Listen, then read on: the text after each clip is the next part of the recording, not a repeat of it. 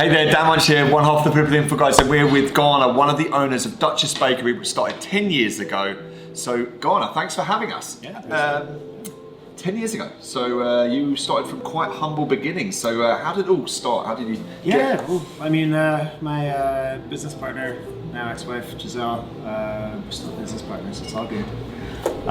We started off 10 years ago. We moved back to Edmonton, we're both from here originally, and opened up a little tiny space with I think 2 or 3 employees. And over the course of 10 years, it's grown quite a lot. We've, I don't know, 60 or 70 employees, something like this now.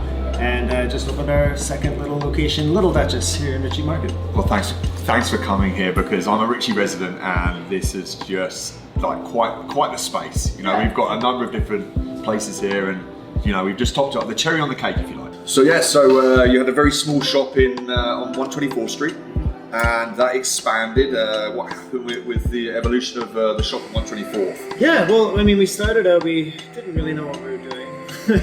Which is good, sometimes it works. Ignorance is bliss. Yeah. And then my third business partner came in the first or second day that we were open. And how did that happen? We had met him briefly, Giselle, my other business partner, she had met him briefly at Nate.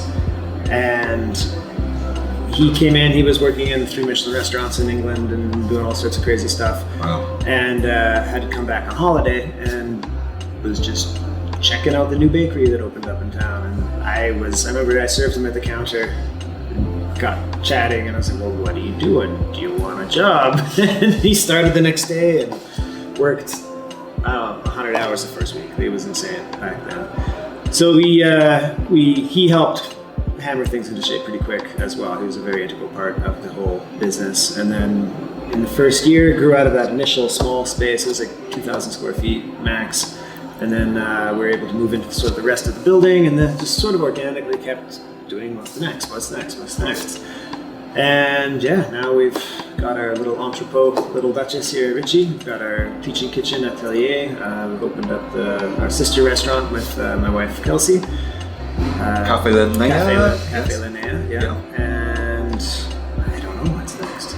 So the Duke cake, one of your, I mean, it's been for near enough the entirety of your running with Duchess.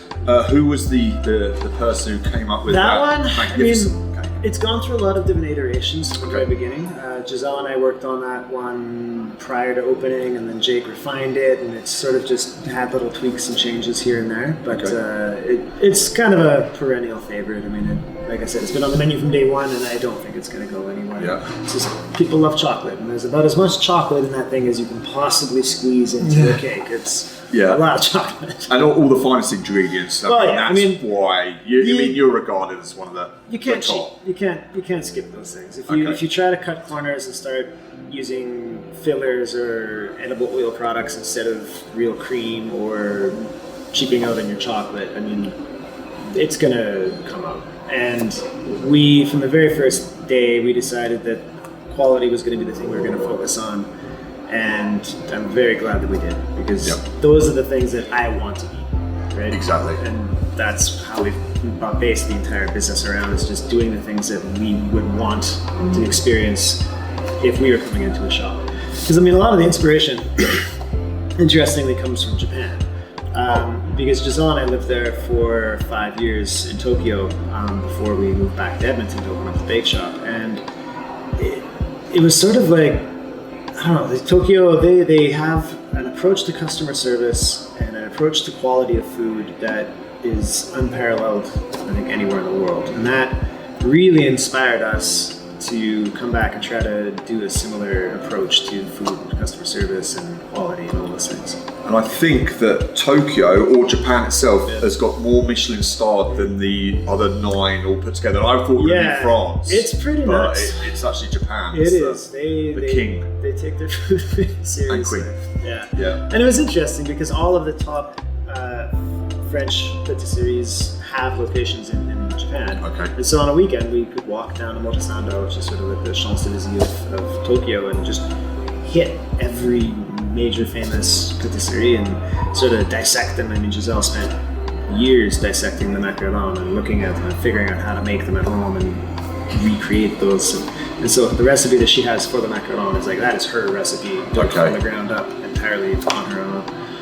So would you say your inspiration is I mean, from the French patisserie, and you brought it to Canada, if you like? Yeah, very much so.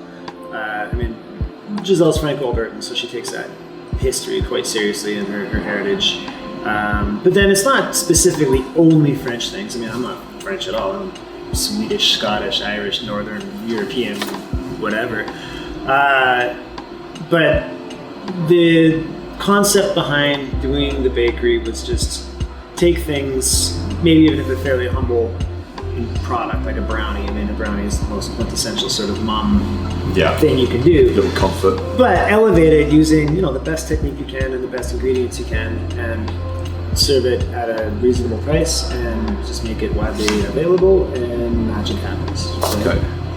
And sort of 10 years on, I mean, could you have even expected to be even half as huge as you are now? No, definitely not. We certainly had no plans on growing this quickly or really growing at all, which has created some issues along the way. I mean, we've always sort of described it as just holding a tiger by the tail from day one, where you're sort of constantly scrambling to react to things instead of having time to plan them out and carefully grow, right? Okay. And so it's been tough. I mean, it's a great problem to have, but I mean, it's definitely a challenge when success sort of starts to come and push you along. So it's only now, maybe 10 years in, that we've finally been able to get our feet under us, actually start taking control of the business and start growing in more careful, measured ways where we can actually do some long-term planning and figure out exactly what we want to do and go to.